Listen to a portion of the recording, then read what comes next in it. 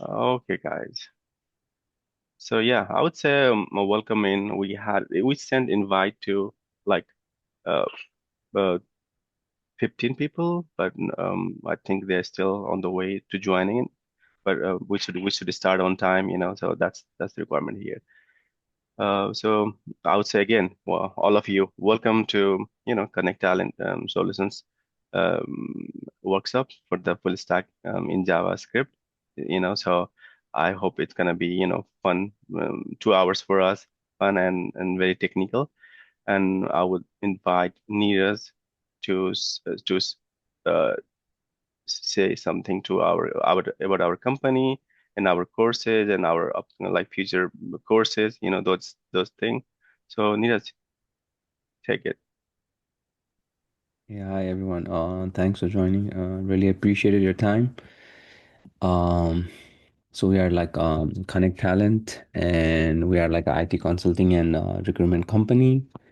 Um, what our objective is to understanding like needs of the clients, IT requirements, the latest technologies in the market, and identifying those with the matching qualified candidates, and providing them like a job placement, help with resume, smooth onboarding processes, and anything that successfully uh, help the candidate to be or where we want them to be based on our courses and what we provide. So I'll make this brief. We have completed like a course before, like Java, which we did last year, and also like the machine learning, which was the latest and very demanding in the current IT market. Based on that, we ran that course, which probably was like around 3 months, give or take. And the things we have covered, it's listed in the screen. Like Python and all, model development. So those are completed, and the candidates who completed this course had like a very positive feedback. And right now, we are marketing those candidates, and trying to place them in a job market. And for the upcoming courses, what we are learning based on like the current market, since the market has moved forward with a lot of AI technologies, since the end goal is to get like a proper placement, and according to the current demand of the market, everybody needs to skill in AI. So, uh, being focused on that, we mostly are moving much into AI. Java is also one of the key component, but the AI is the kind of the new, in the market, and everybody's looking for it. As long as I know, all the recruiters, everybody, companies, they are looking somebody to have some knowledge of AI or anything in their resume that stands out.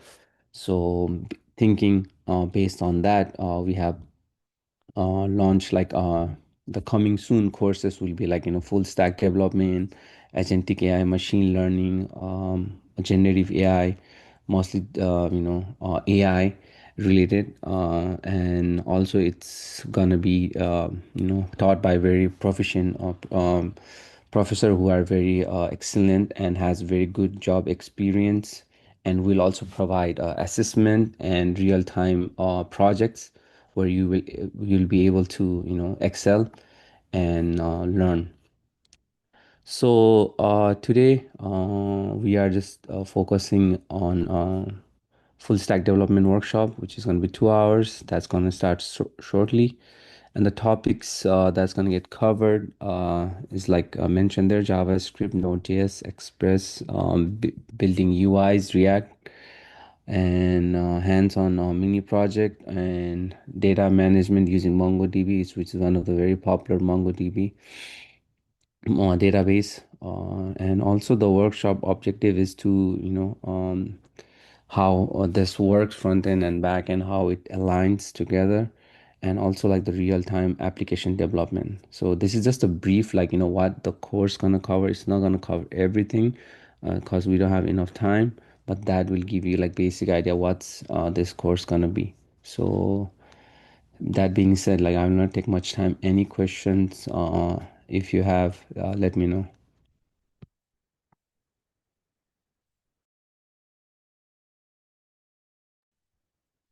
So are we good to hand over to the instructor, or like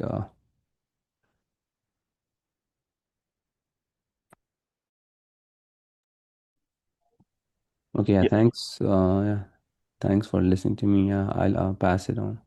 Okay, Sambhav. So yeah, the whole screen is yours now. You can share your talent, you can show what we can do with the full stack. So yeah, take it, Sambhav. Okay, thank you so much, everybody. So first, let me share my screen.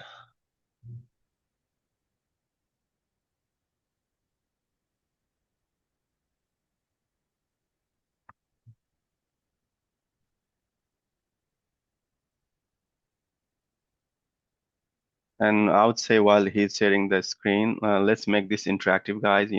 Whatever you want to know, let's like, ask him whatever you want to know. We'll try to, give you the answer. And then if there's anything we could provide you later, we could do that too. So yeah, let's make it interactive. Don't be shy. Just, ask your question, ask, put your query upfront. Okay? Okay, Sambhav, you're good to go. Oh, okay, I think my screen is visible, right? Yes, it is. Okay, so welcome everyone. Today we're just taking a 2-hour workshop on JavaScript full stack development using the MERN stack.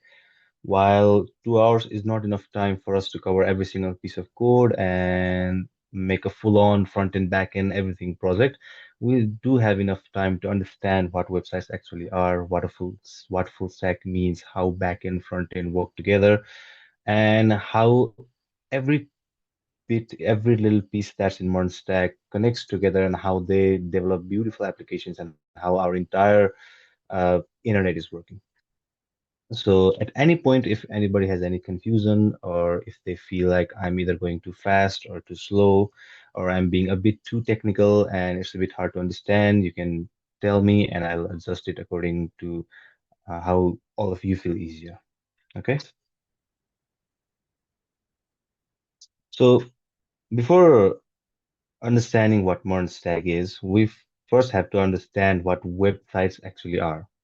So everybody says MERN stack, or somebody says mean stack. There are many different stacks.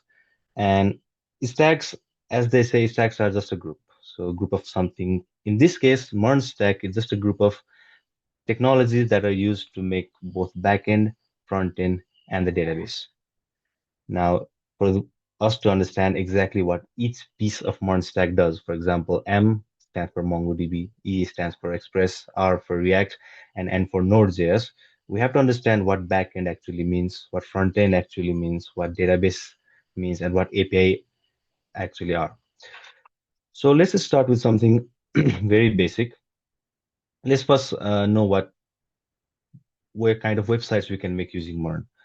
So you can make simple websites, for example, and kind of portfolio websites for any company. So you can just go to any company name.com, they'll have a portfolio, you can make that.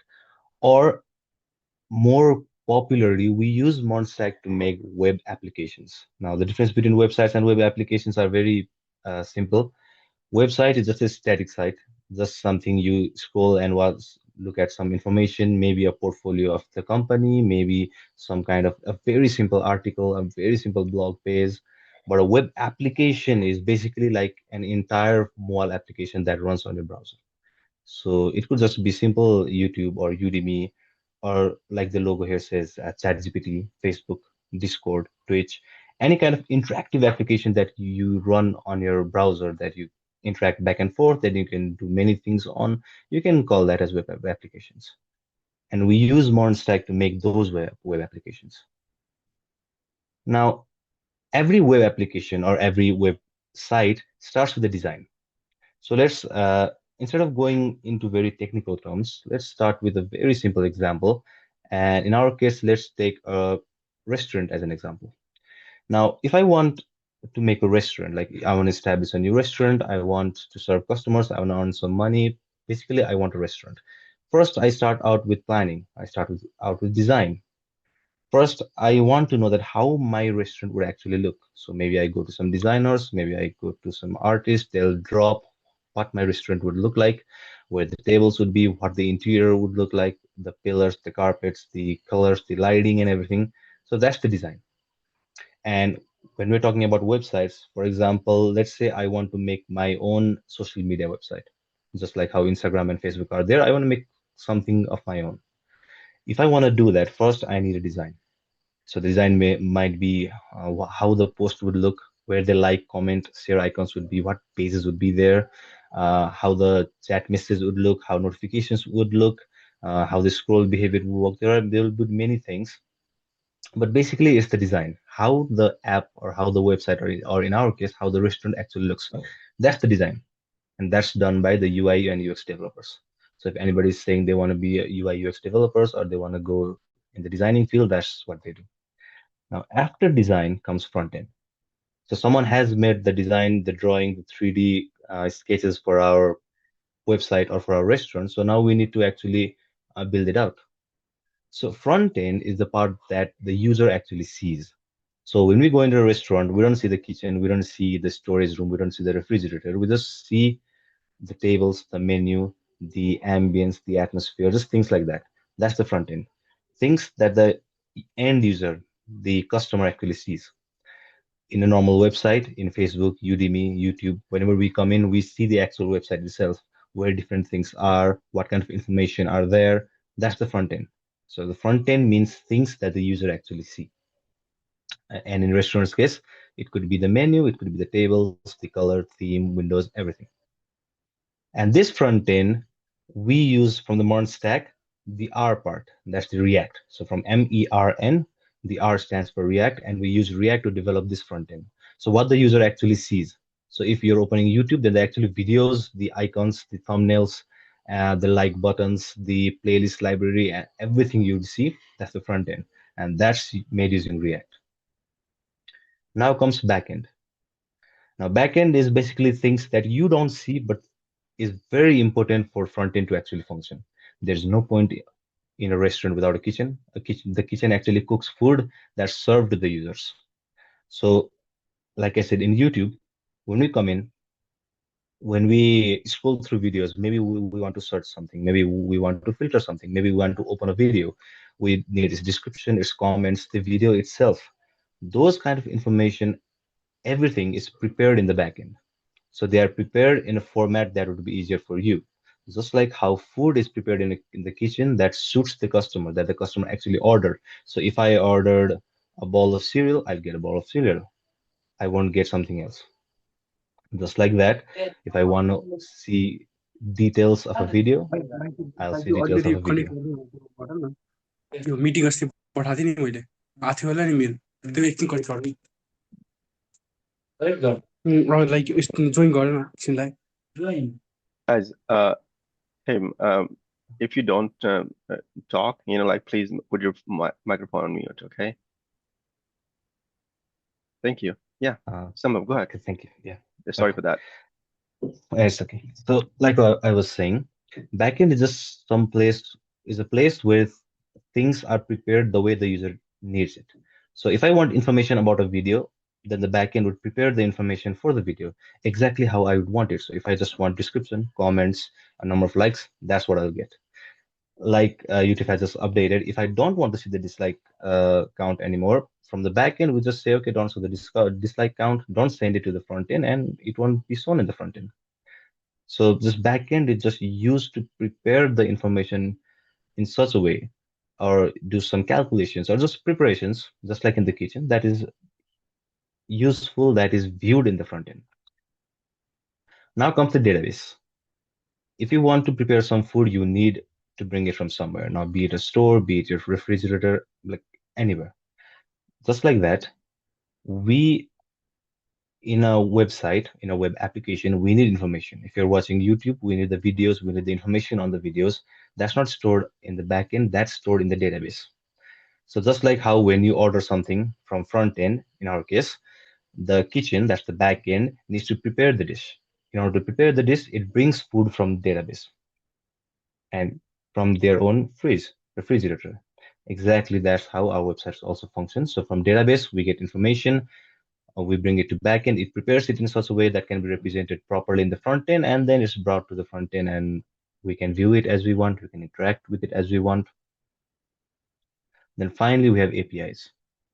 So as you can see, it's just an image of a waiter. So waiters are responsible for taking your order from the restaurant side to the kitchen side, and then bringing back your order from the kitchen side to the tables.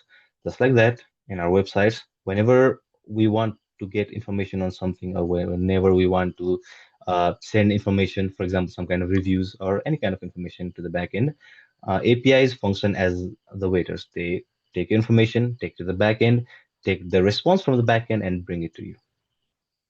And finally, we have a restaurant, or we have a website that functions properly. So here, like I said, front end is React. The front end is React. Back end is Node.js. So in our MERN, R stands for React, that's our front end. N stands for Node.js, that's our back end. The database part is MongoDB, so that's our M. So M MongoDB, R React, and Node.js. Finally, APIs. APIs are a part of backend as well, so we can call it backend, but Express, in our case, MERN Express works better in connecting backend to the internet, so we can say Express is responsible for the APIs. So MERN stands for M MongoDB, that's our database, that's where we store our information.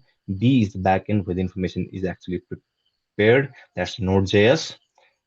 E is Express, that's our responsible for our APIs, like the waiters who serve food and take our information. And R is responsible for the front end, that's actually visualizing the website that we interact with. Now over here, if we just change the concept of the restaurants into actual website, so we can see, so the user front end uses different devices to view the information. Whenever I want some kind of information, I'll request it from the backend. The backend can be anywhere. It doesn't have to be in your own computer. It can be somewhere in China, somewhere in the USA. It can be anywhere. So the user sends a request, for example, okay, give me information on this video. The backend needs that information, so it fetches it from the database. It modifies it in such a way that is easier to see and easier to read for the user. So just the information the user actually needs. Then it sends it back to the user. That's the front end, and that's how our website works.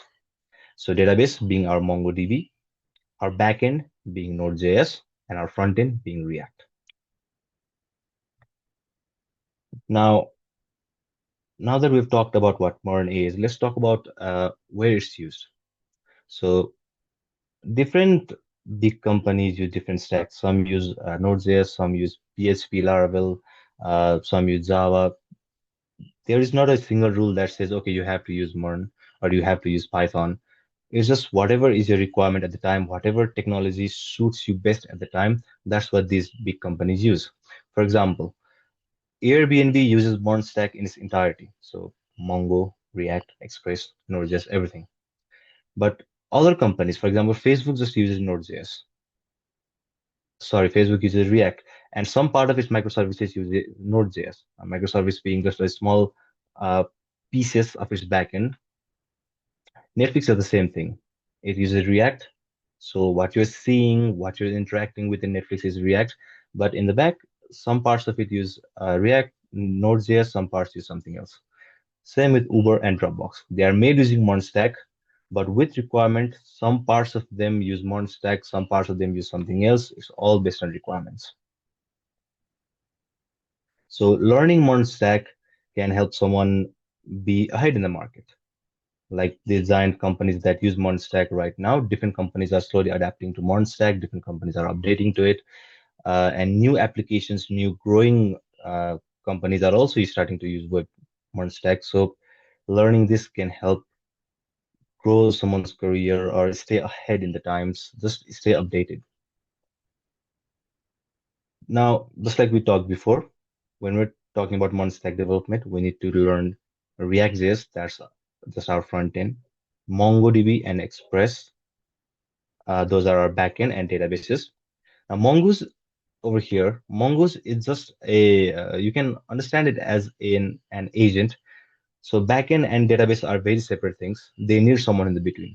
Just like how front end and backend are separate things, yet we have APIs like the waiters that help transfer information. Mongoose is just a layer that helps backend communicate with database.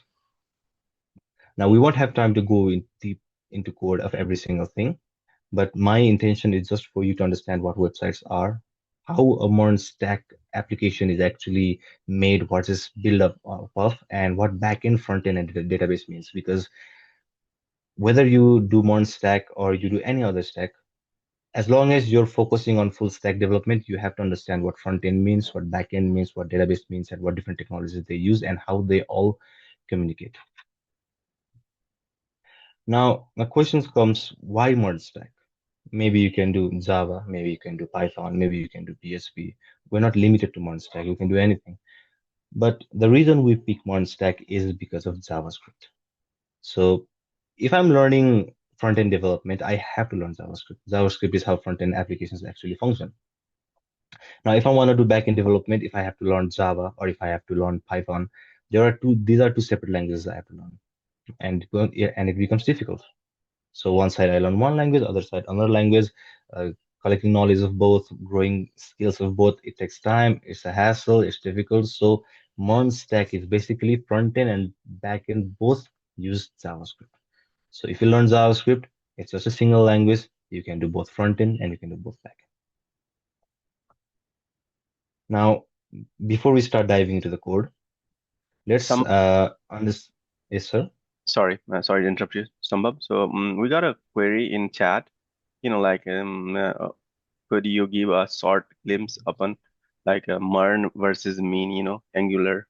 What difference is the key? So Pranit, he asked a question there. If you want to talk about that a bit, Okay. that's in our So for chat. example, if we, yeah, okay, I saw it. Okay. Thank you so much for the question, Pranit. So when we're talking about MERN and mean, basically ME and N is the same thing. So we have MongoDB, Express, and Node. What differs is the front end you use. You can use React, that's the R, or Angular, which is the A, or if you even want, you can use Vue. Now, functionally, nothing is different. Like at the end of the day, all are front end, all do the same thing, and slowly all of them are growing and adapting and basically become similar like each other. So if one introduces a new feature, another introduces something else.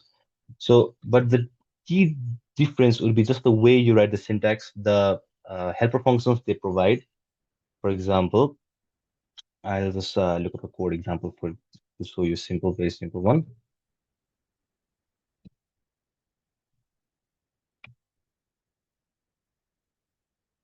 Okay,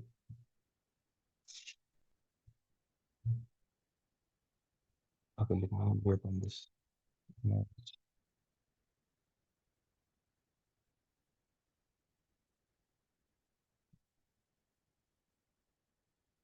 Okay, so if I bring this tab over here, I think we can just view this, right? So all of them are front end. Both of them are front end. Both of them work the same way. In both cases, we mount, and in case we say mount, basically we mean that we are rendering some component, we are rendering some code.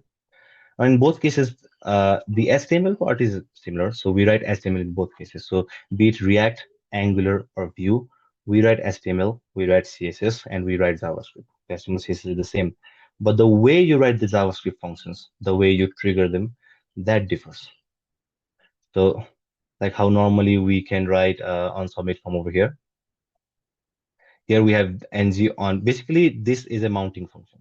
So in both cases, the component did mount checks whether this component is mounted or not. The hello world page is mounted or not, which means is this actually rendered in our browser? Has this been created in our browser or not? And the same thing comes over here. So the HTML part is redundant, so it's not shown. But ng on init does the same thing. It checks whether there is mounted or not. and both submit the form. Now, some might feel easier, one might feel harder, one might feel more comfortable, one might feel a bit difficult. You can use any one you want. For example, if you want to use Vue, you can use it. If you want to use Angular, you can use it. If you want to use React, you can use it, because at the end they are just developing front end. But the difference becomes in how they're used. Yes. So in the execution part, some difference do come in the compilation time and the basically syntactical changes, and yeah, some changes in the compiler, some changes in how you'll handle the routes, but mostly they are the same. So you can, if you learn React, you can switch to Angular. If you learn Angular, you can switch to Vue. For example, if you write React code, I'll just show you a sample of a code myself so you can learn what difference you can find. So let me just bring in the file, new window. Okay. For example, so you can see my code, right? The sizes are perfect. So for example, if I'm working in React and I need to write a loop, I can just write a variable dot map. Maybe I'll have the item, the index. Now I can directly write the HTML text that I want right over here. I can say hello item. Now this will render the items as many times as I have items in the variable array. For example, this variable could be this is a simple array of, let's say, hello, hi. So this is the one way you write in React. Now, if you want to write the same thing in Vue, you can do div v4. Now you can give variables over here, or you can do item variable. Now you can write item. So the way you write becomes different.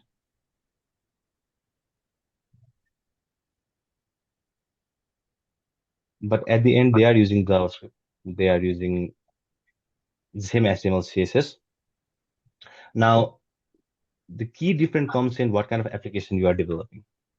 So, for example, if you're developing an application that has very dynamic UIs, very changing things, different things, and different features, but like basically that is very dynamic. You have maybe a chat app, but that's very complex, or maybe you have an experience tracker, a very uh, application that has many moving parts, many different buttons and functionalities. You can use React if you have a very dynamic UI. But if you just want to go for simplicity and flexibility, you can use Vue. But if you're making a very large application, then and by me, I mean large, I mean very large, where you want to focus on efficiency, you want to focus on performance, you don't want too much dynamic UI, you just want to get it done, you can use Angular. So based on the requirement, things will change. What you'll use will change. But at the end, if you learn one, they use.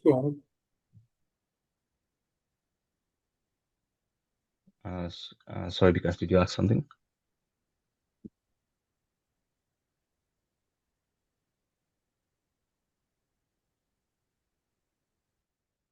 Okay, so I'll continue. So at the end, if you learn one, they all of them use HTML, JavaScript, CSS, same thing. So based on the requirements, you'll change based on the type of application, based on the scale of application, and based on what you want to achieve, you'll change the language. So either you'll use HTML, you change the library, whether HTML, whether React, Vue, or Angular. But at the end, they're similar, very similar things. And all of them are front end. So if you learn one, then it'll help you learn everything else very easily.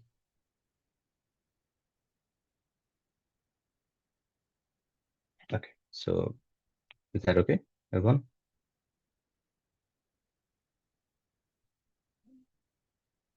Okay, so then let's continue. Talking about front end, like I was saying when we were talking about React, Vue, and Angular, at the end, you'll write HTML, CSS, and JavaScript.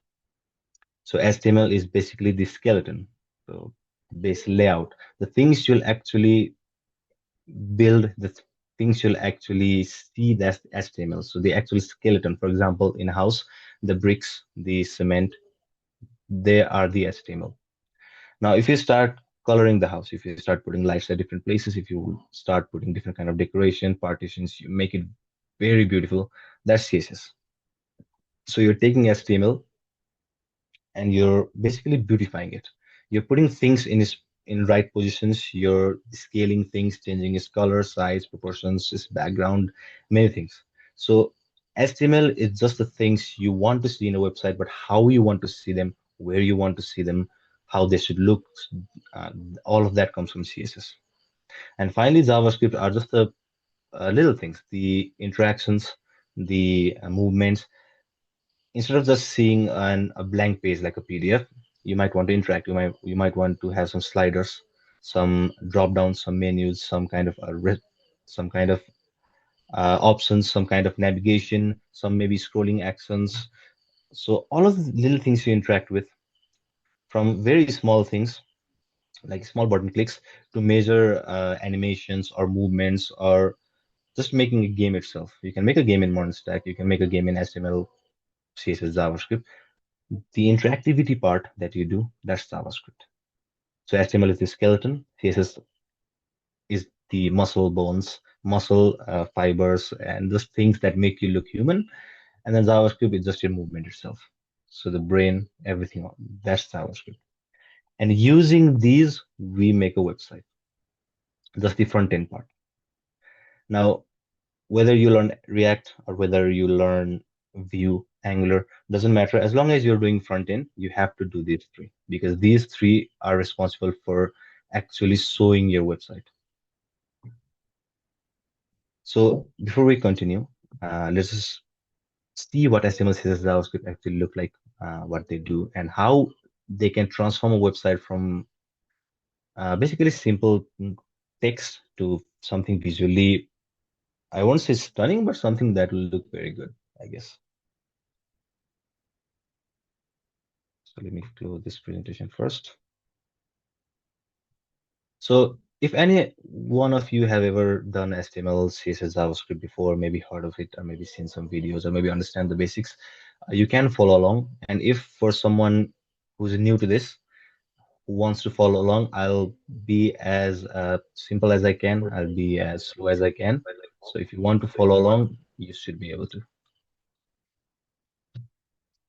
So when writing code for a website for the front end, if it's just HTML, CSS, JavaScript, we first always start with a file that has the extension .html.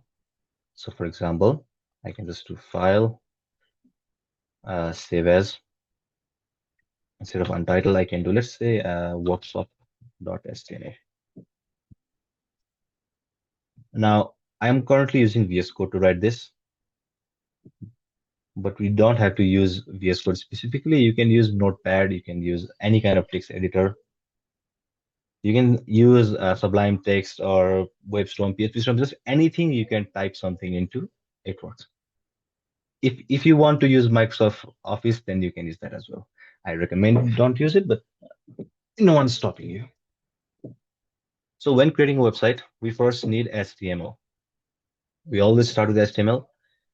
Now there are different things that fall inside HTML, but if you're working with VS Code or you're working with any kind of code editor or any kind of text editor that's suited to writing code, it should automatically suggest you HTML, HTML5, XML. So for now, we'll use HTML5 because it's the latest one. Now, you guys, you can see I get some boilerplate code. Now, these boilerplate code, you can just understand what their functions are. That's enough for now. HTML, the doc type HTML and HTML are basically responsible for saying that, okay, whatever we're writing is HTML. HTML stands for Hypertext Markup Language. Basically, hypertext markup language means text that are shown in a website and that are used to connect one page to another page. So website is basically like a book. You have many pages, you have links between those pages, you click a page, it navigates to another page. So hypertext markup language is just a language used to write those pages.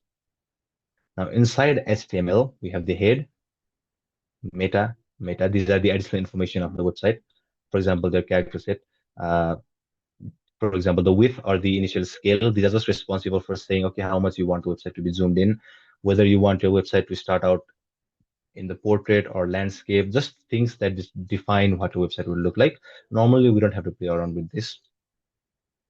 And finally, the title. Now, title, for us to understand what title is, first I'll have to run this. So let me open this. This should be, okay, so this should be right over here, I guess. My file should be, okay, workshop.html. Open in home. Okay. So in order to run a HTML file, you can just double click it. You don't have to install anything. You don't have to download anything. You can just go to where the file is saved. For example, in my case, it was inside my home folder. You can double click it and it'll open. It'll open in your browser. For now, it's blank. We haven't written anything. So let's just write something inside body. Hello world.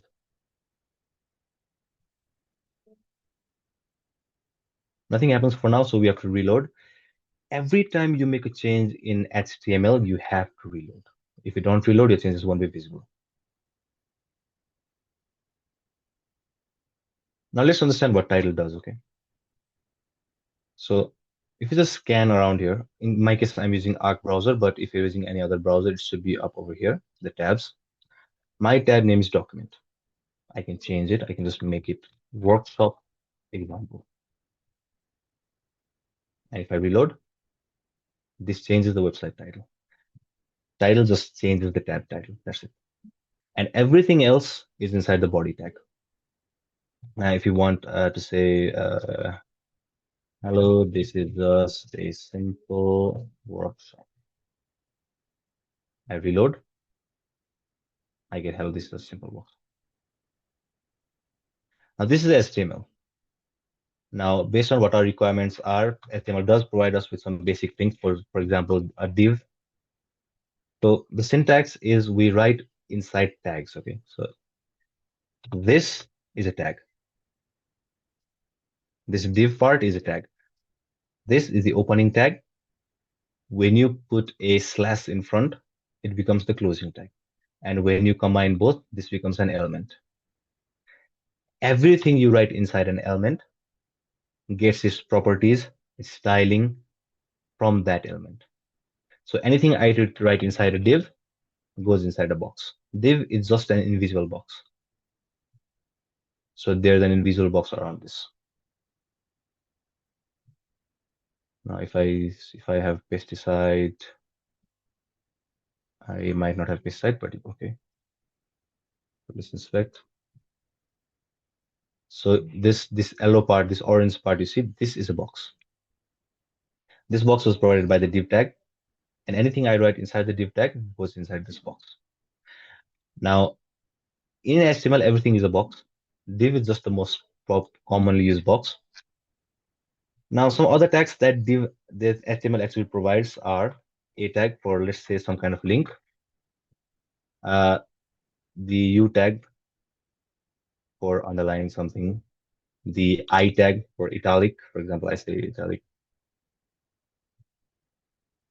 I reload, so I get italic. So instead of remembering every single tag, you can just understand it in a sense that everything you can do in Microsoft Word in order to write a book. For example, you might have different headings in Microsoft Word. You have H1, that's a main heading. You have H2, that's second heading. You get those in HTML. Maybe in Microsoft Office, you have to write bold text. So you have the B tag. You can say bold. It's bold. Maybe you want to write some bullet points. So I can just do OL, LI. So I'm saying it to create an ordered list. And I'm saying each list item, the first list item would be hello. The second list item would be Hi, if I reload, these are bullet points. So everything you can do in Microsoft Office, you can do in HTML. That's just it. It was created to make books online. So you can anything you can do to write a book, you can do in HTML. And the tags are just the same thing. For example, I is for italic, B is for bold, S1, S2 are heading 1 and heading 2, OL is ordered list, LI means list item. So they're just short forms of what you're trying to achieve.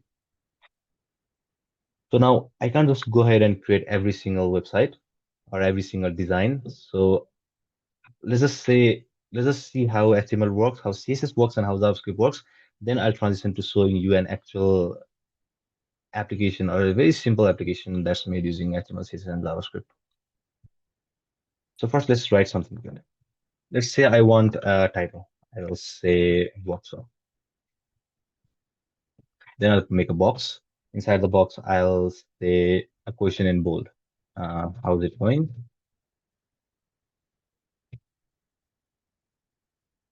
Maybe below this, I'll say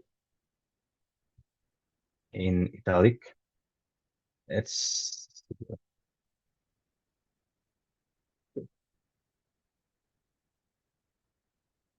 like this. Now, if you want to make your own resume, or if you want to make any kind of page of a book or a PDF or anything, you can experiment with it.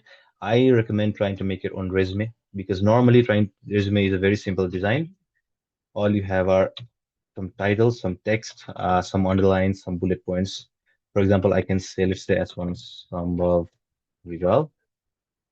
I can say web developer. Then below this, I can do a div. Here I can say my description. So in my case, I do some random text. Then I can make a box about my experiences. So I can do adds to experiences.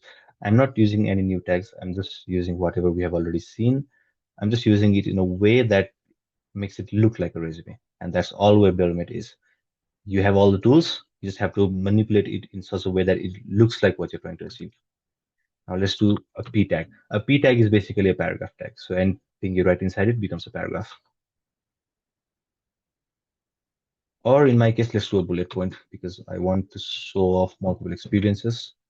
So I can do li, work at company one, company two. And this is how I'll get it.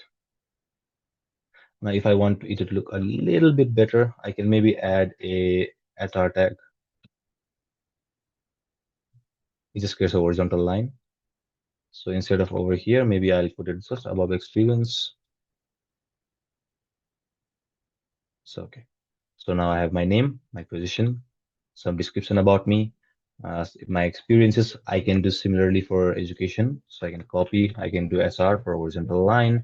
I can paste it. I can have education. So I get education. So I recommend that everybody use this style to make their own resume because you get your hands wet with HTML, and I'll show you in a while some CSS. So if you can do that as well, just get your hand wet with some HTML, CSS, some coding, just make it a bit familiar for you later on. Now let's start with CSS. Now there are multiple ways to write a CSS, but I'm not going to go into every single one. I'll just do the easiest way we can do. That being inside any tag, if you take a tag as a table, a normal table, you have different columns. Maybe in a user table, you have the email, the password, the address column. You have different columns, right? So you can see them as the attributes of this table. Similarly, for any kind of tag, we have different attributes, and one of them, style. So style basically allows me to style this tag. I can say color red. Since I'm using an ID, it automatically corrects all the syntactical errors and just helps me. If I reload, now I have a red text. If I want it to have a background color of, let's say, blue, I have background color of blue. Now you can use this to change font sizes, font style, font family. If you're trying to make a resume, I just suggest going with font size. And I really recommend you to use some kind of IDE, preferably VS Code or anything else. Don't use Notepad or something, because in IDEs, they'll suggest you with code. For example, if I want font size, I can write font, it suggests me with font size. So I don't have to remember every single property. I just have to know the first or second letters, and the IDE will help me. So font size, let's say 20 pixel. I can make it smaller. I can make it 10 pixel, become smaller. So if all of you have free time, I recommend you to basically make your own CV. Maybe after this workshop, make your own CV in HTML.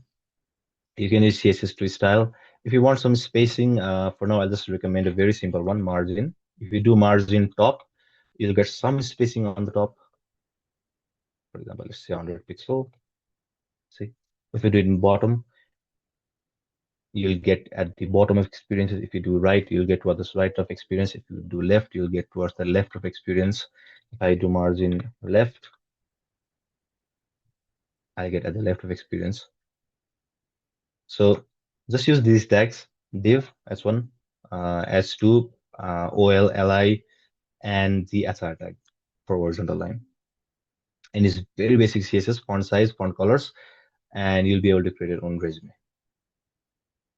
And that's it. HTML and CSS. So like I said, HTML is just things, what things you want to see, that's HTML. Where you want to see them, what the design you want to make for them, for example, the color, size, all of those is CSS. Finally comes JavaScript.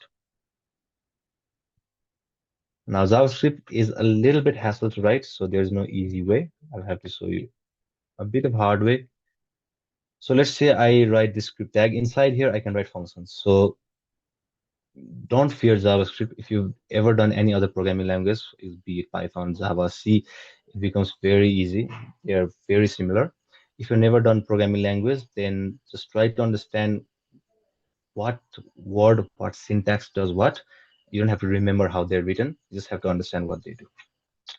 So let's say I'll write a const display the alert something. So I'm just writing a function. Or you can just say function alert something. They're similar things. Now I can use a JavaScript alert. Just say, hello, I'm an alert. So I just made a function that will trigger an alert. Alert means just a pop-up that comes over your browser. Now I need to trigger this JavaScript function. So I can just make a button in my HTML. Always write HTML inside the body tag. So I can do button, click me. I can do on click. So on click basically says when this button, so let's see what button does without this. So button tags just create a button. So some, like I said, tags have their own styling, just like how the UL and li tags have their own bullet points, 1, 2. Button tag has its own styling, so its own border, its own hover effects. Now I just want to say when the button is clicked. So on click, let's say alert something. Call this function.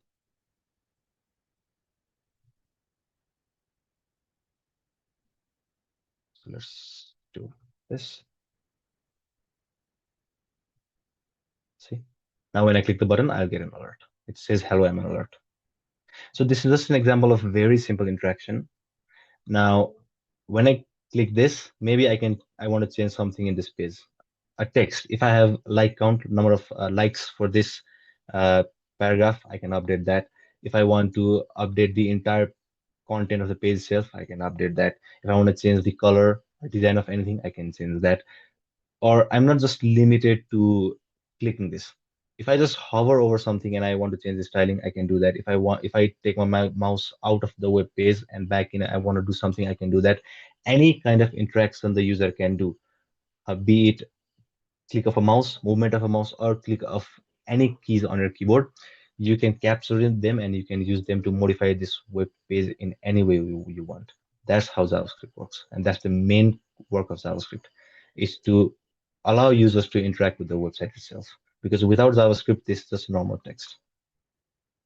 With JavaScript, it finally becomes functional, and that's why we have React, because React basically makes it overpowerful, very powerful, allows a lot of different functions, and makes this entire thing dynamic. So what we have done right here, does anyone have any kind of questions over here?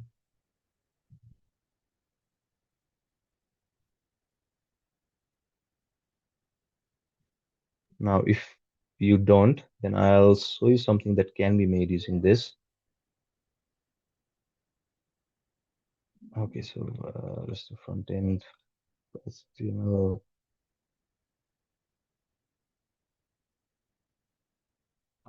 Here's the front end.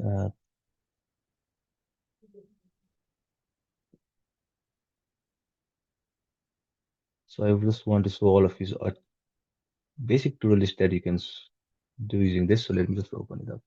Uh, uh,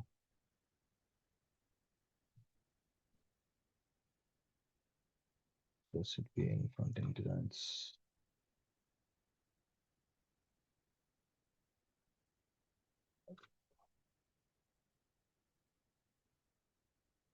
Okay, so for example, I have this, a very simple website that's made using very simple HTML and CSS. So you can go from this to very complex designs. The only difference is the CSS itself. So how you use colors, how to use different sizes. For example, this button, if this was a bit bigger, it will look good. So you can do this using CSS. And if we're thinking about something that actually uses JavaScript, I can show you something, maybe a to-do list or something. HTML basics, positioning, also over here, JavaScript, to-do list. Okay. You are going ahead with JS or what? I'm sorry, can you say that again? So I was saying that you are now going ahead with JS. Yes. Now I'm just gonna show you the same JS that we just learned, the very basic one. If we just go ahead of it a little bit, try to manipulate some things in the page itself, what we can achieve. And after showing what we can achieve, I'll just show you a basic, just a few things on how we can achieve it. And the remaining you'll be able to do yourself. So for example, this part is just HTML and CSS. Currently, we are not seeing any JavaScript. This is HTML, CSS. CSS applied properly can make something look very beautiful.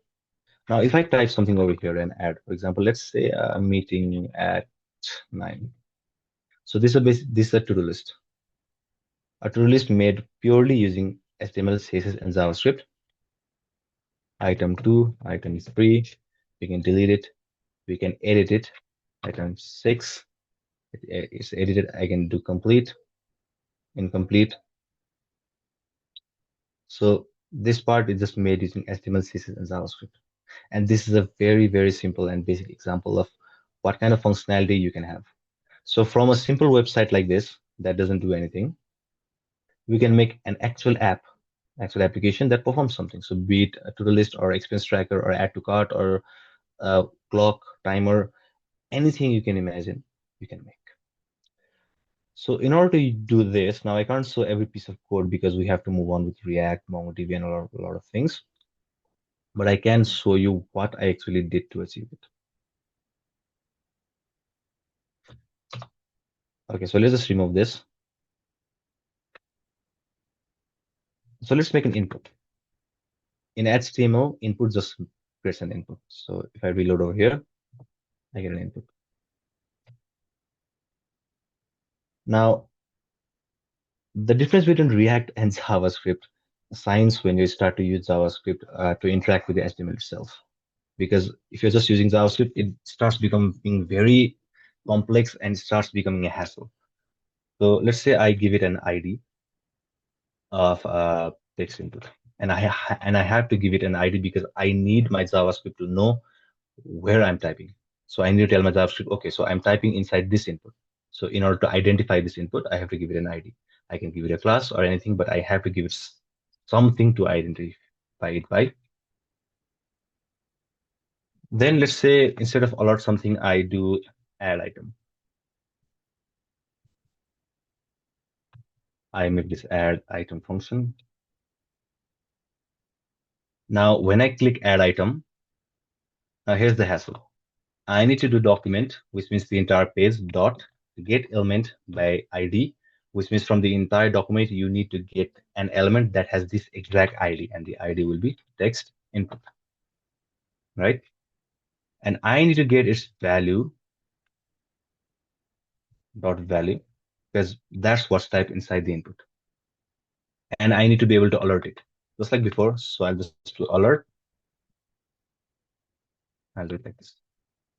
Or for easier sense, I can just do, let's say, let is how you describe and define any kind of variables in JavaScript. And one thing, JavaScript is typeless. So you don't have to define int, integer, you don't have to define string, you don't have to define Boolean.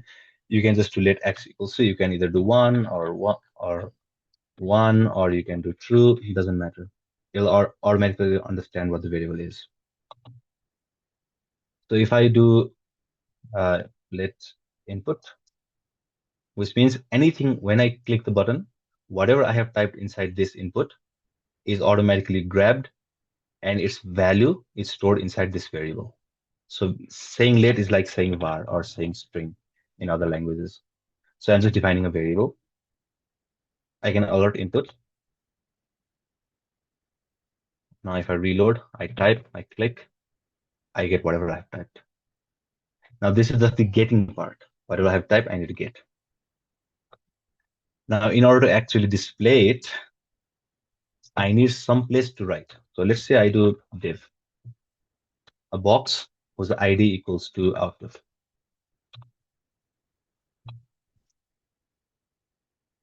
And I can just say document dot similarly get element by ID output.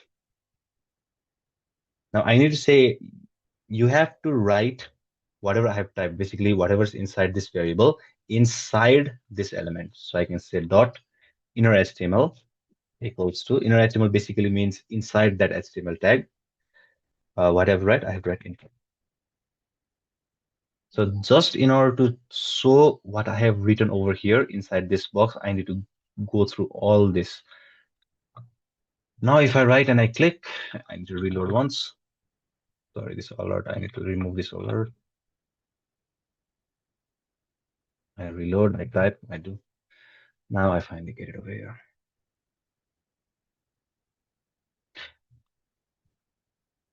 So using this a little bit more efficiently, I achieve this.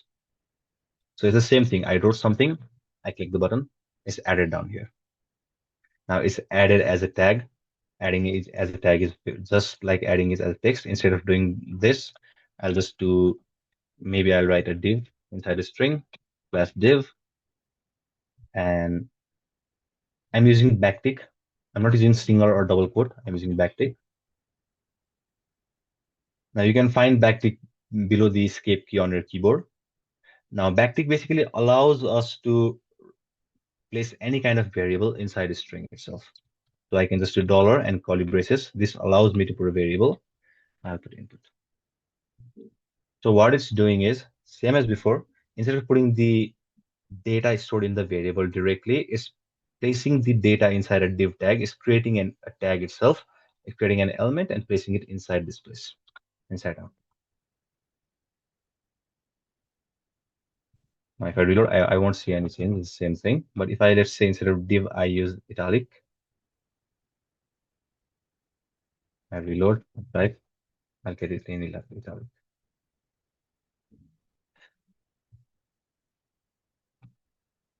So since it's a very simple example, I just want everyone to experiment with this as well.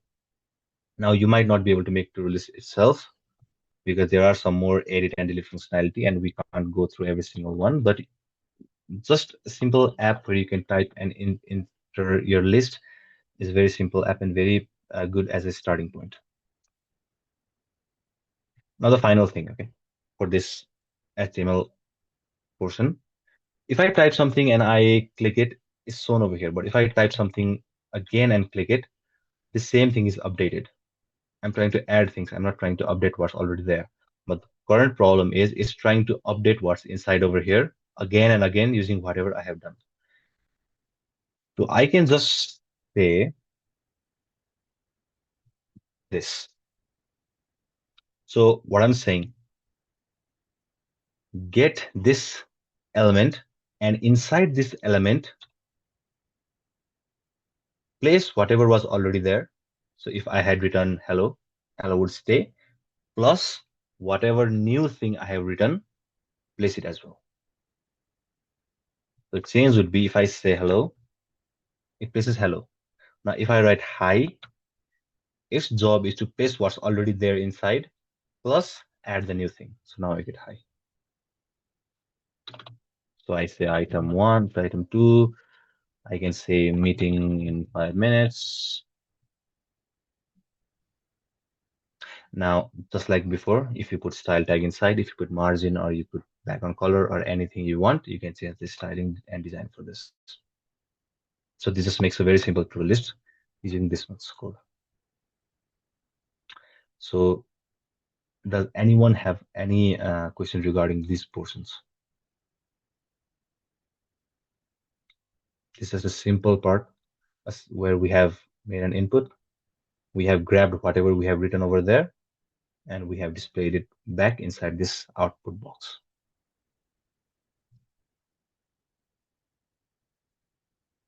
Now you can use this exact thing, make it better using styling, or maybe add more buttons, add more input. Maybe instead of just adding items, maybe it's a expense tracker where I have item, I have the price, I have two inputs. I can click them. I can view both output right over here.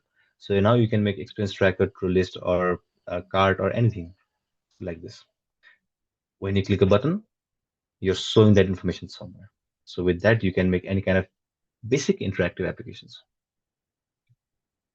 So this is how HTML, CSS, and JavaScript work together.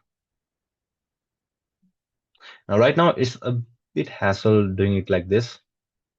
That's why we have React, because React does something very magical that we'll look at in a second. But this is how HTML works.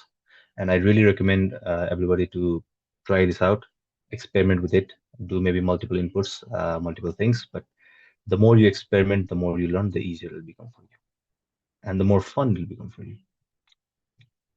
So if no one has any questions regarding this, we can move to React. Now, I won't be able to cover every single thing about HTML, CSS, and JavaScript because 2 hours is not enough to cover everything, but this should be enough as a starting point. Now let's move to React. Now, in order to work with React, it'll be a bit difficult for everyone.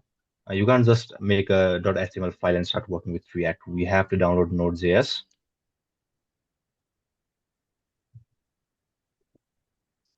Without Node.js, you cannot run React. And I just want to quickly say what Node.js does. Node.js, before Node.js, let's just understand one thing. JavaScript works inside the browser. It doesn't run on your computer. For example, if you're running Python, you'll install Python on your computer. You'll run it in your terminal, in your command prompt. For Java, for C, it's the same thing for everyone. But for JavaScript, you don't have to install anything because JavaScript runs on your browser over here. But if we're starting to make an application, we need JavaScript to run on our computer because maybe we need to access some files, maybe we need to run it as a server. So that's for that exact purpose, Node.js exists. Node.js runs JavaScript on your computer, just as Python would run, just as Java would run, just as C would run, Node will run on your computer. So in order to work with React, you need to install Node. And right now I can just tell everyone install Node, I'll wait for you. So for now, we'll just move on directly to React. Now I can't just start writing React code out of the box. because it will take time. I have to install React as well. I have to create a project. It'll install the packages required. It'll take time. So I'll just jump inside a React project that's all that I already have set up. Now it should be, I'll open recent, sorry.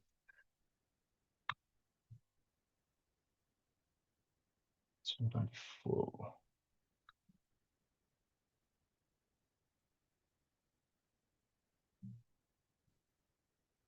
Open integrated terminal.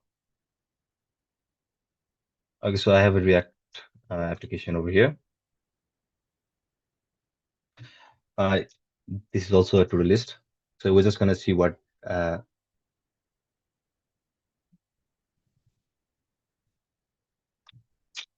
okay, so you want me to explain how to list item came in next line? Okay. So for that, maybe I need to have some kind of whiteboard. It'll be easier with the whiteboard. Okay, let's imagine this is a box. We gave it an ID of output. The function we were using in order to write something inside was .inner HTML. That was the function we used. But the problem with .inner HTML is .inner HTML, it replaces everything with whatever you're trying to show in it. So for example, if I already had x plus 1 and I said, okay, document.get by ID output dot inner HTML equals, I say hello. It'll basically replace this entire thing and just say hello. It won't show x plus 1. Anything that was before will be replaced. It'll just show hello. If I call this again, and next time I send hi, it'll erase hello, it'll send hi. That was the problem. But now, the technique we use second was not something new function. It was just the existing function just used in a very smart way. For example, let's understand it in as a variable. If you have x is let's say I, but you want x to be HIE. Normally we would do x equals to x plus e. So what we are doing is we are taking si as x is the variable equals to hi plus e. We're basically concatenating two variables together. We're connecting two variables. So if you have x as 5 as a string, if you want to add 6, you might do x equals to x plus 6. So what you're doing is you're doing x plus 6, for example, hi plus e, and you're assigning it back to x. Now imagine this box as a variable as well. When you directly do x equals to 6, it replaces the existing data that was already there. If x was equals to 5, then it'll replace 5 and it'll put x as 6. But if you do x equals to x plus 6, it'll keep the existing data and it'll add 6 to it. So in our case, 5 plus 6, it'll add those numbers. But if you're working with strings, it'll connect those two strings. So we did the exact same thing. Let me pull that code. Okay, so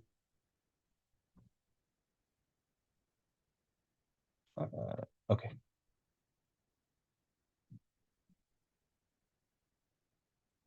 Not over here. We will be working with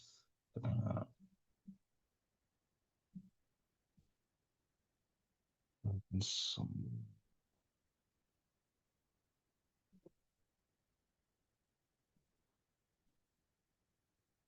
Okay, so we're doing the exact same thing. If you just did document.get element by ID, this is the box.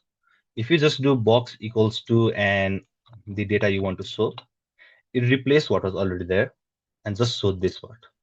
So if you already had an entire paragraph, it will erase the entire paragraph and it will just store this. It just show this part. But if you want the existing paragraph to show as well, and you want the new information to show, then you just take the existing information, add it to the new information, and you put it inside the variable.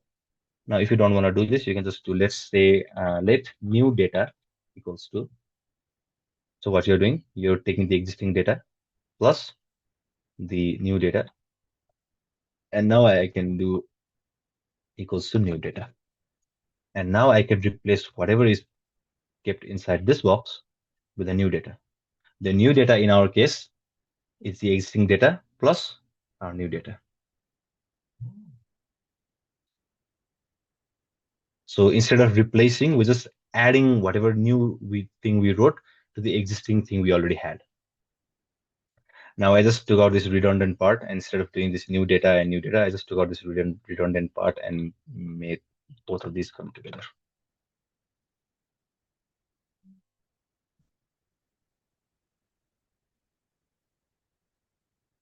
So did you understand, Praneeth? One more time, please. Yeah. Okay, so this is a box. It had something written in it. We took the box and we put some new information. This replaced what was already there. So every single time we added something new, we would only see the new thing. The existing thing was completely lost. So if we had hello over here, hello would be erased and this new text would be written inside. So what you're saying is placeholder would be removed, or like, are we trying to basically this will be a input default text? Let me show you right here, for example. Okay. So the output box, this output box, let's say I'll say output above the box, I'll say output.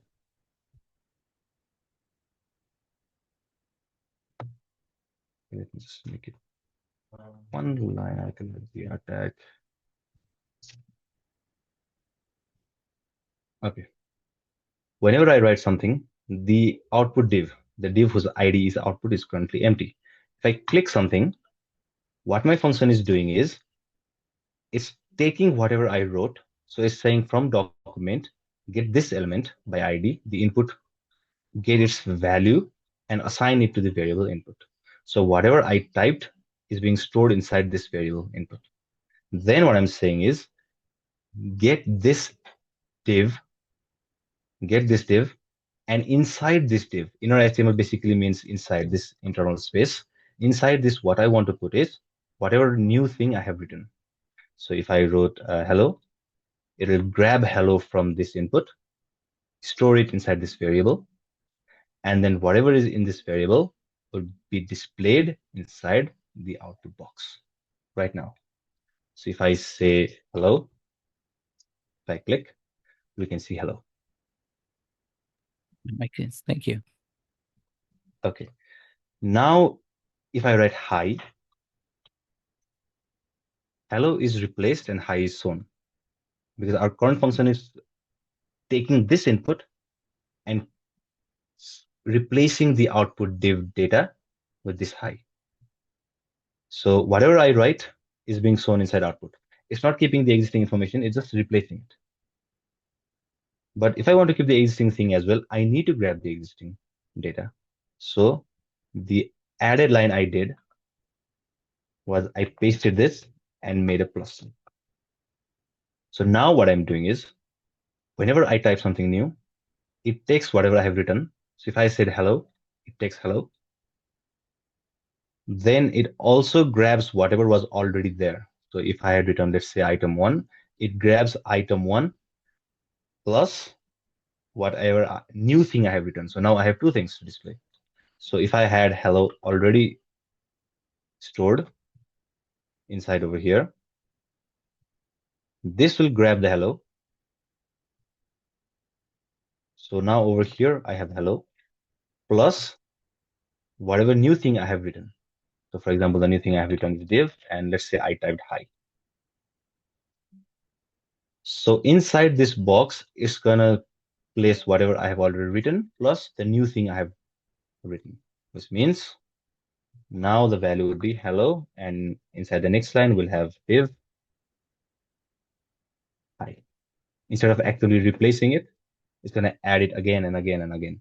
So next time when we click this button, the document.getElement by this part, instead of just getting hello, we'll get this much, because this is what's already inside the box, this text, plus the new thing I have written.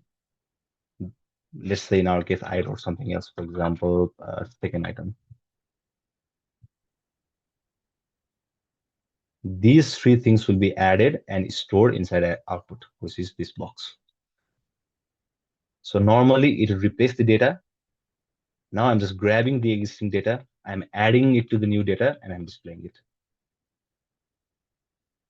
So now after doing this one line, my change would be, if I say hi, if I say, let's say 1, I'll get 1. If I say 2, it's going to add it. If I say 4, it's going to add it again. So instead of replacing it, it's taking the existing information and just adding the new information to it and then displaying it. So now I can just do item 1, item 2, item 3, I didn't click on item 2. So it works like this. So we're taking existing data and adding the new data in it, and finally displaying it inside this output div. That's it. Okay. So now we can move into React. So we'll just pull something out. Over here it should be workshop.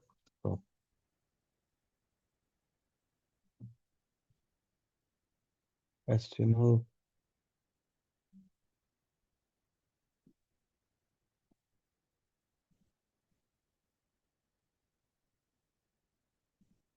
HTML designs. Okay.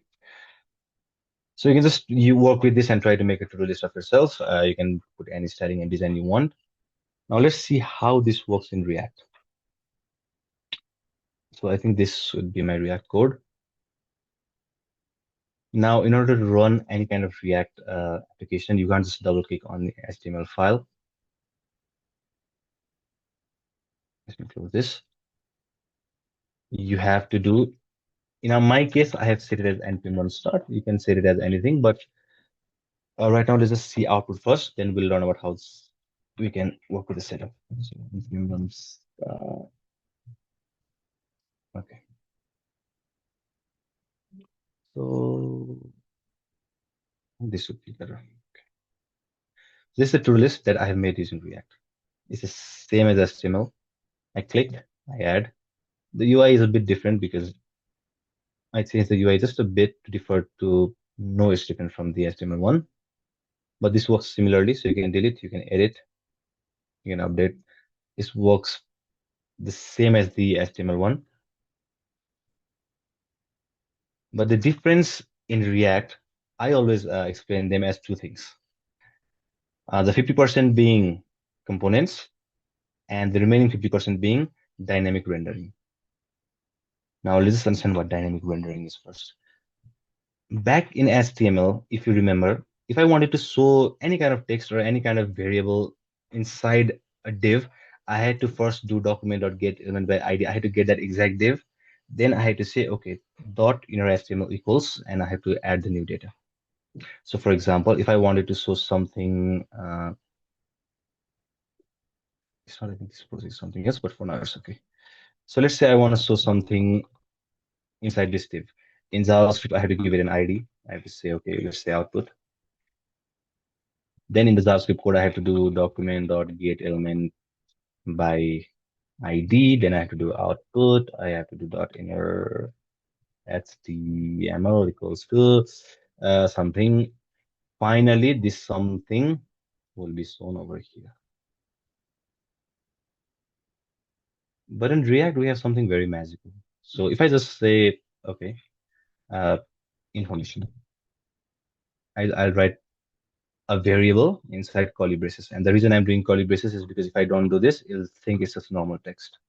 When I put it inside curly braces, it thinks it's a variable. So same as HTML. The only difference is now you can directly place variables inside HTML.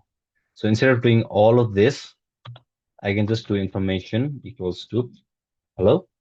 Hello will be rendered over here. Now we don't do equals to, we have our own syntax how to write it, but hello will be displayed inside output directly. We don't need to do document or get element by ID. We don't have to do any kind of hassle. That's one difference of React. So the 50% state part is covered by that. 50% dynamic is covered by that. Now we don't exactly do hello. We have our own syntax. So we create a variable, for example, let's say information, then set information equals to use state. Basically, we're creating a variable with initially value I. We want to update this, we just set information. So this is the actual syntax to create a variable, give it an initial value, and then update the variable. So just call the second function. This is the actual syntax. In order to render that variable, we can just put it inside curly braces. We don't have to do document or get element. We don't have to do anything. That's the one difference of React. The second difference, that's the most easiest to achieve and the best thing that helps in creating websites would be components. Now, components are basically chunks of websites that are separated in something else. For example, let's clear all of this.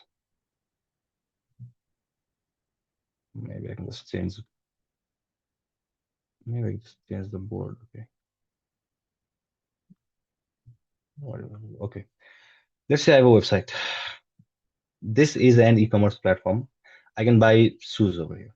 When you open a landing page, you'll see the navbar, you'll see company logo, you'll see login sign up pages.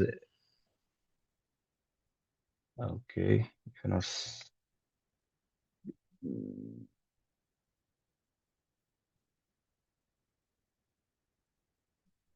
maybe I can directly annotate over here using this.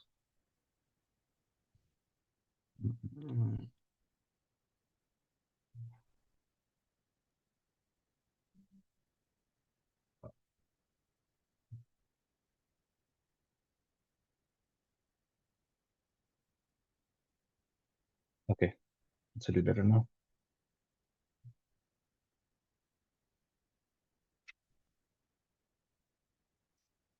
Okay, so on normal e-commerce website, we have a navbar. We'll have maybe the banner section. Then we'll have some products. So we'll have a product over here, product card. It'll have some product name, title. It'll have images. It'll have the price. It'll have add to cart button. So we'll have 5 of this card in the home page. Okay. Now, if you click on any product, maybe you'll open the product detail page. It'll have the product image over here, some product information, and then maybe over here it'll say similar products. And inside similar products, you'll have the exact same thing. You'll have the product card with the title, image, add to cart button, the same thing. When you finally go to checkout, maybe after you purchase the item on the checkout screen, it say, okay, browse more products, and it'll have the same card, the same thing.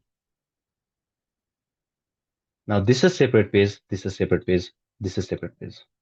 But we have the exact same thing in 3 places. Normally you'd achieve this by copy pasting. If you're doing it with HTML, you copy paste this entire thing. So you'll have this piece of code, maybe it's 100 lines of code, 200 lines of code.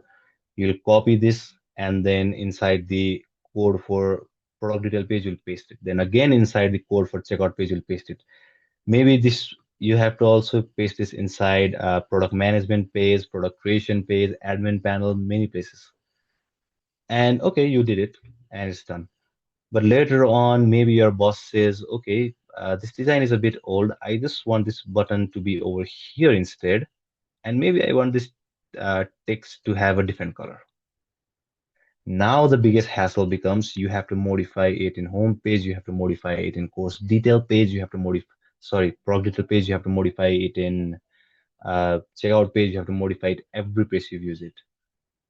That's where components come in. Components basically mean that you make just one of this, you write 100 lines of code or 200 or whatever it is, and you'll import it everywhere you want to use it. You're just importing it. You are not copy pasting it. You are just importing the same thing. So if someone says, okay, change this color, you just change the color once in the actual component and it will be changed everywhere. because you're not copy pasting, you're simply importing. That's the magic of React.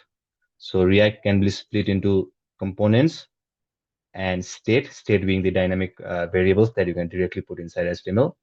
So components are just a reusable piece of code that instead of copy pasting everywhere, you can just place it at one place and you can import everywhere. Every website made of React are made of components. So the navbar component, the hero component, the product component, maybe even inside the product component, this button itself is a component, because this add to cart button might be orange in color, might have white text, might have some icon, and maybe you want this button to be used in many other places as well. Maybe inside this product detail page, you want over here add to cart button. So you can just turn this into a component, a very separate component, and you can import it everywhere you want.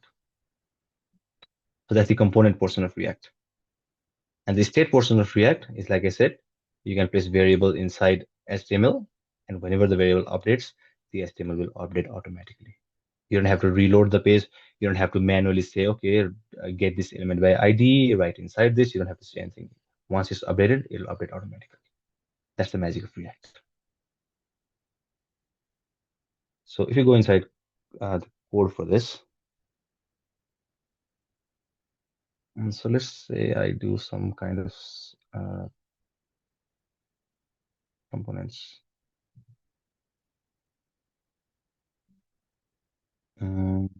Pages, main. Okay. So I have a home page. My home page currently just says home page. It doesn't say anything else. It just says home page. But over here, I want maybe a navbar or a button or something. Normally, I would write a button directly. So button, hello. Okay. Now I want this button in another page. In my case, I have a dashboard page. Inside dashboard, I have home page. So if I want a button over here, I'll again paste the same thing below this.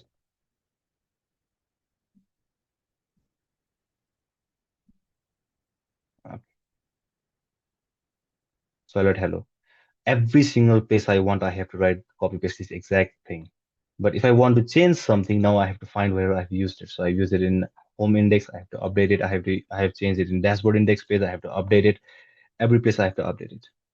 That's where React makes it easier. Instead of doing all of this, I can just make this button a reusable component. I can go inside any folder.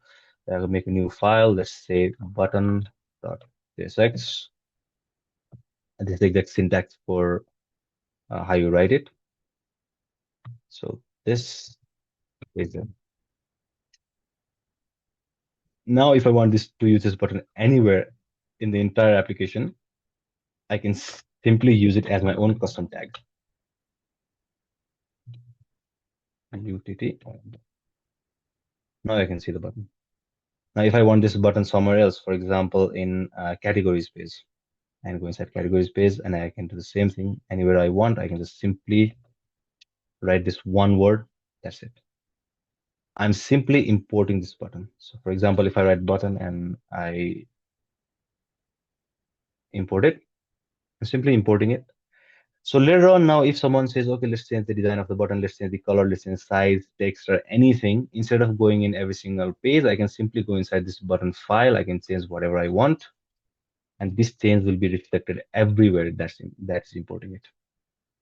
So the whole hassle of copy pasting code, the hassle of modifying multiple pages, once you have modified on a single page, everything is solved in React. So when you're making any kind of dynamic application, an application where you have multiple components, multiple pages, and it's just a lot of interactions and UI, you can use React. So any kind of application, you'll use React. So you've understood the difference between HTML or React. So anyone has any confusion on it?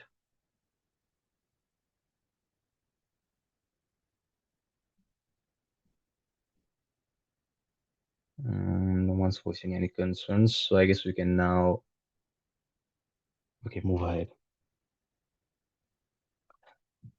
So when you're making web application or website using HTML, CSS, and React, visually they can appear the same. Okay, they're made using HTML, HTML and CSS, so visually they appear exactly the same. Using React starts making the website dynamic. it turns it from normal website, a static website, into a fully interactable web application. So that's where the difference lies. So if you're just making a very simple website, just a company portfolio, you're scrolling it, maybe you can use HTML, CSS. But if you want to make it dynamic, you want to have dynamic data, you want to integrate with it with backend, you need many kind of interactivity buttons or maybe form submissions and anything, then you can think of making it with React. Now, finally, we have looked at HTML, CSS, JavaScript. We have looked at React. Now we'll shift towards the backend, see what backend is made of, how the backend actually works. Now, like I said, if you want to run JavaScript on your system, you need to install Node.js. Backend also runs on your computer just as Python, Java or C would. So you do need Node.js to run your backend as well. That's why you can only do it after installing Node.js.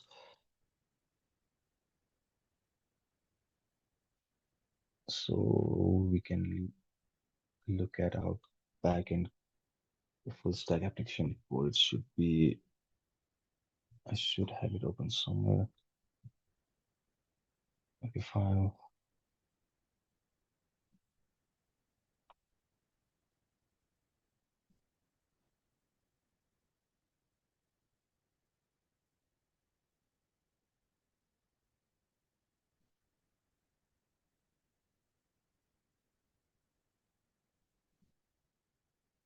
My, so let me just run this backend project.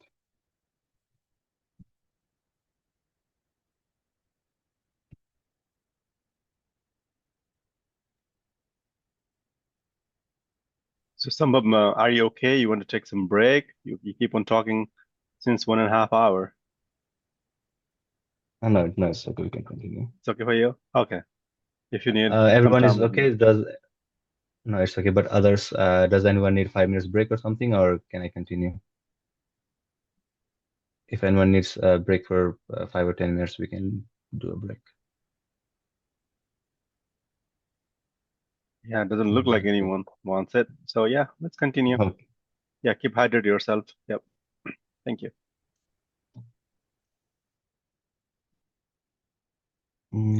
Okay, so look, the host. Okay, so once you have done front end, back end, and have React using React Node and everything, this very simple to-do application that we made, we can transform it into an expense tracker. Now, there's nothing different between to-do list and an expense tracker. With to-do list, you can just add item. With an expense tracker, maybe you'll add other fields, for example, the amount or the type. So it's the same thing, you're just adding more fields, you're displaying more fields.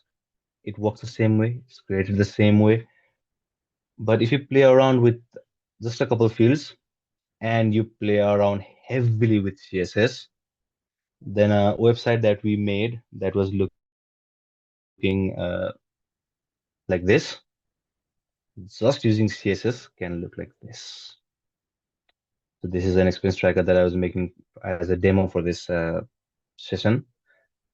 So without all this fancy CSS, this looks very bad. There's absolutely nothing special over here.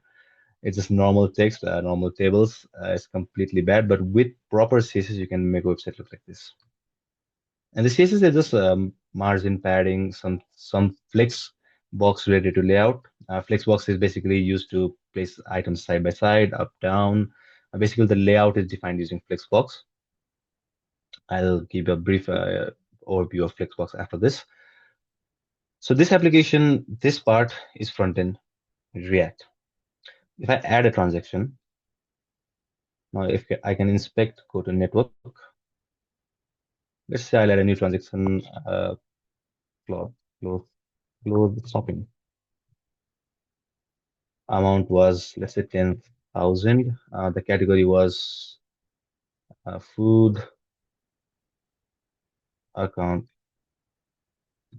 So account was global bank.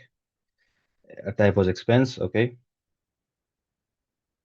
So if I go to network, if I click save transaction, so this we see any website that interacts with backend If you open it, right click, inspect, go to network, you can see exactly what API it is calling. And like we discussed in our restaurant example, APIs are responsible for taking the order from front end to back end and bringing back the cooked food, let's just say, or the cooked information that the back end sends to the front end. So in our case, the transactions is the order. I'm saying, okay, these transactions I'm making, with the account, the category. Let me zoom this in. Okay, the account, the category, the amount, the title, the type. This is the okay transaction that I just made, and the backend is saying, okay, the data that you created has successfully been inserted inside the database. It has been stored, and this is the entire information, the user, whoever made it, the type, the ID, when it was created. I didn't set the create time. I just created it, but the backend has sent me back a created at time when it is last updated. So the basically information I need in the way I want. And this information can be seen over here. Shopping minus 10,000. So the balance has been updated over here. So this whole thing is dynamic. And backend database, everything has been integrated. And let's just say I go into a restaurant, I order some food. I'm not sending any kind of information. I'm not saying, okay, you need to put cheese, you need to put, we didn't make it extra spicy. I'm not saying anything. I'm just saying, okay, bring me food. So for that example, if I reload the same API that's supposed to bring, let's say, food from backend to me, is bringing me all these informations. For example, transactions. These are all the existing transactions that I've already made. The backend is sending this to the front end, and the APIs are responsible for carrying this to us. Now, if we look at the code, my code should be open somewhere. Constant dial dashboard screen. So front end to this front end SRC pages. Okay.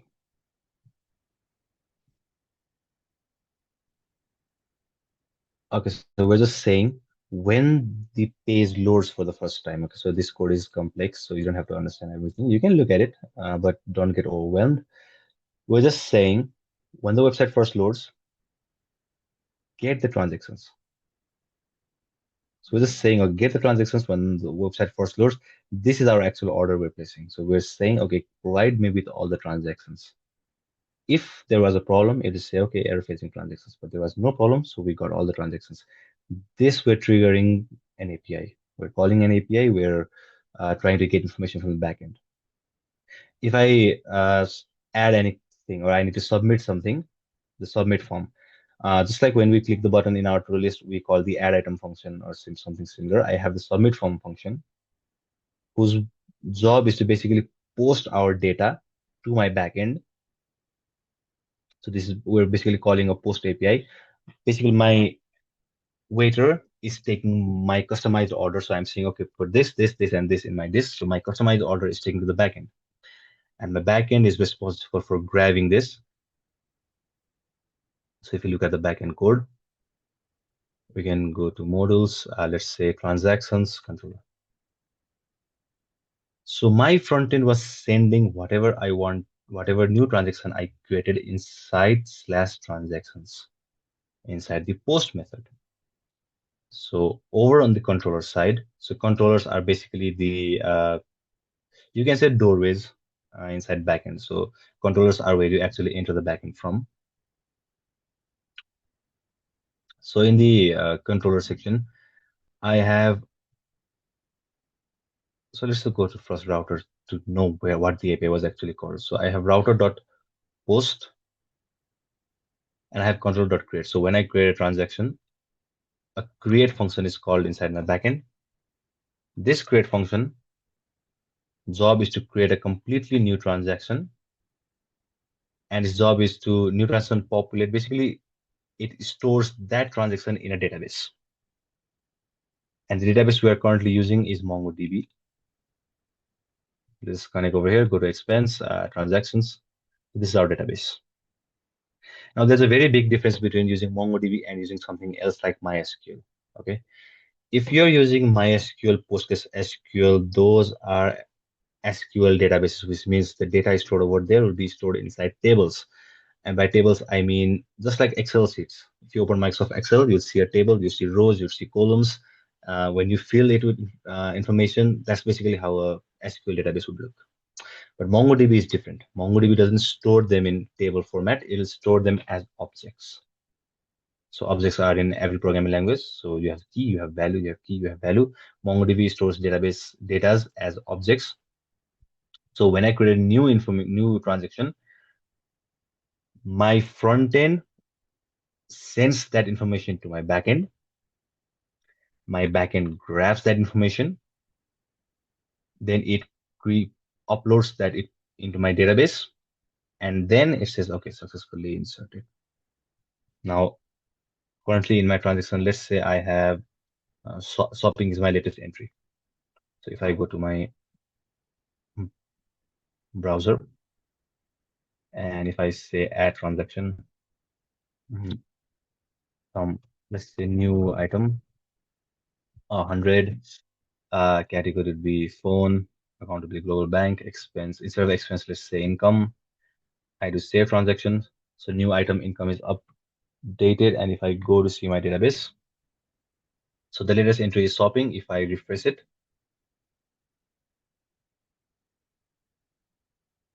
I'll get new item. The type is income. So whatever I just stored, first it goes to backend then stores it inside database. Once it's successfully stored inside database, backend will say, okay, I have stored this inside the database to front end, and finally we'll see it over here. If backend was unsuccessful, we won't see this item. Instead, we'll see an error. Okay, we had an error uploading or posting your item. Now, backend itself, if you just want to do backend, it's very simple. Backend is just JavaScript running on your browser, running on your computer. So you can just open your terminal. You can do Node. So this is your backend. If you have open Node.js, installed Node.js, if you open a terminal, you type Node, you'll go inside your backend. You can write anything. You can do x equals to 5, y equals to 3, z equals to x plus y, you get 8. So this is a normal backend. This is Node.js, just this. You can write JavaScript functions. You can write any logic you want. You can make any kind of functions you want. It's just JavaScript running on your computer. But Express is what's responsible for making your backend connected to the internet and allowing it to communicate with your front end. So whenever the front end wants to send any kind of request to the backend, it will send it through an API. For example, in our case, there are multiple APIs. When you reload this website for the first time, there are categories API. Categories API is responsible for basically sending you whatever categories there are. In our case, it was either food or phone. Transactions API is responsible for providing you with transactions, all the transaction entries we have uploaded. Accounts is responsible for sending you accounts. And you also have additional APIs for login, for sign up, maybe for logout. So in a MERN application, front end, whenever you want any kind of action to be triggered, whenever you want any kind of information to be stored, you use backend and database. That's the only reason, because the to-do list that I showed you using React, if I type and add information, then the information gets added, but if I reload it, it's erased. The HTML website we made for to-do list, if we reload, the information gets erased. But over here, no matter how many times I reload or no matter when I open this, my information will stay because it's not inside my browser, it's inside my database. And normally database, if you're developing, database is in your own computer, or if you want to use an online database, you can do that as well. You can go to, if you're using MongoDB, you can go to MongoDB Atlas for an online database. But if you're trying to develop it locally, you need to install Node.js and you need to install MongoDB. And you are not limited to MongoDB using MERN and just using MERN Stack. If you want to use Node.js, React, but you feel comfortable using MySQL, you can use it. You feel comfortable using Postgres, you can use it. If you don't even want to use Node.js, you want to use something else for backend, you can absolutely use it. There's no hard and fast rule saying, okay, you have to use MERN Stack. If you use React, you can use anything else for a backend. If you use Node.js, you don't have to use React for frontend. You can use Vue, you can use Angular, you can use anything. Database, you can use anything. So These are just multiple technologies working together. You can swap one out with anything based on the requirement.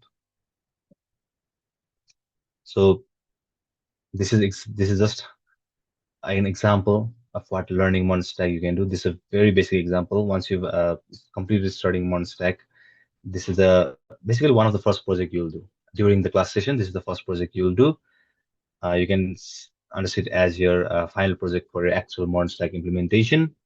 And after that, you'll continue with developing many more things. You can start going with basic e-commerce. You can do maybe basic course website, or you can even go advanced making a chatting website, or you can go with AI integrations and make your own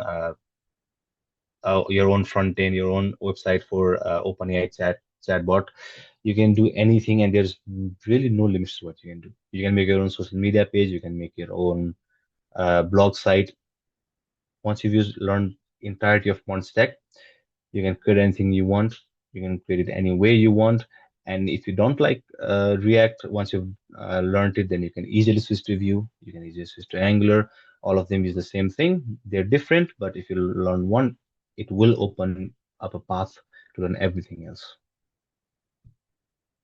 So in this entire session, uh, did anyone have any question? Did anyone want to know more about anything, especially in this backend and integration part and backend and database part, because they are very vast things that cannot just be covered within 1 or 2 hours. I can just show you every single line of code for backend and every single line of code for integration and force you to understand it with just 5 minutes of explanation. That's why I just gave you a general overview of how APIs are triggered, how information is sent to the backend, how backend puts it in the database, uh, how these information are retained. So instead of erasing when reloading, these are staying. So during this whole process, does anyone have any question regarding this, the flow or how it works, or does anyone want any further information on anything? You can ask right now. Yeah, I have a question. Go ahead. This question is for Vicky Dai. Dai, when is the class starting for Monstack? Yeah, so that would be, like my next slide once he's done. So we are planning to do from August 18th as a full Okay. class for the MERN stack. Yep. Okay. Thank you. Thank you. Thanks for the query, Rupesh. Okay, so if no further questions remain, then we can move forward to ending the MERN stack, the whole demonstration session. So does anyone else have any question regarding all of this?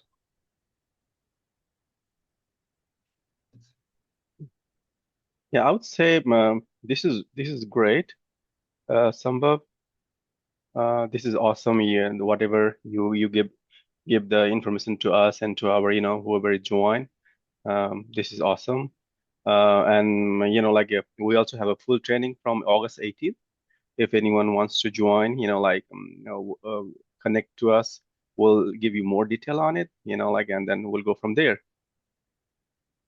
Okay, and then other one is we have our upcoming courses, as we said, okay, full stack development. This is the one. We also have agentic AI, machine learning, NLP, generative AI, and data science courses in our pipeline. So we are also going to throw some workshop around this, and then we'll ask your participation. Go for it. Join it if it fits in your mindset. If you think, okay, this is mine, okay, and then we can have our full courses as well. So generally our the way we're doing is we throw workshop, and if workshop will give you some kind of idea what these technology do, how you can integrate that thing in your life, so this is the whole purpose of doing it, because jumping into the whole classes can be overwhelming to you guys, so go for it, look and join our workshop, and we'll go from there. And if you like it, email us where we will reply you soon with your query. We're also launching our a new app where you can have, you can book your courses in advance. So you will see that in a couple of weeks. We'll share with you guys as well a new app. So, everything is integrated. The main purpose of this one is make our community, educated in IT field. So that's the whole purpose. So yeah, just connect with us, for if you think there's any courses you want to, we can do as well. But these are very, like in market when we research, we saw these are the best courses, and these are the best, requirement for the market, IT market. The big companies are looking for these candidates who has this knowledge. So yeah, make yourself, ready for those big tech, those stuff. So yeah, this is great. Yeah. Uh, Can I yeah, say something? Can I say please, something? please Yes. go ahead. Yeah, so this is for all the community, all the people who is participating here. I actually took the AIML course from Connect Talent, and I actually found that the way the instructor Lakas Pro presented the course, it was really awesome. Like I was looking at the Kaggle course, I was looking at the course from Kaggle.com, but I found that even the course that was taught was better than the Kaggle.com course. So I learned a lot, and I'm learning a lot of, and I'm making a lot of projects on my own on AIML. So that's why I got interested whenever because I know that you guys would deliver top tier courses. That's why I was here on the workshop, and I'm planning to take the full stack development as well. And if somebody wants, any idea, or if they want to ask me questions about how the course is, you can feel free to reach out to me as well. And I think if somebody is hesitant, I think that you should go for the course because it's very top tier. Awesome. Thanks for adding that, Rupesh. This is great. Yeah. You took our course and then you made a video for us, like saying, okay, that was great. Yeah, and that a lot of community people is looking into that, and then I'm getting, and then they're asking me when you're gonna start the next session. So we are throwing that one very soon as well. Yeah. Thank you for kind word. Yeah, Uh, no problem. yeah. Do you guys have any other has any query? Just, either you can ask now or you can email us if you're hesitant to do that. So that's fine. Alrighty. So yeah, I would say a big shout out to Shambhav. You did great, like with your presentation and all your thing. So yeah, this is awesome, fantastic, and I want to thank everyone here join with us. Okay, thank you Thank you guys. so much. Yeah, thanks, Yeah. thanks. Bye. Okay, thank you everyone. Mm-hmm. Hope to see you soon. Yeah, see ya.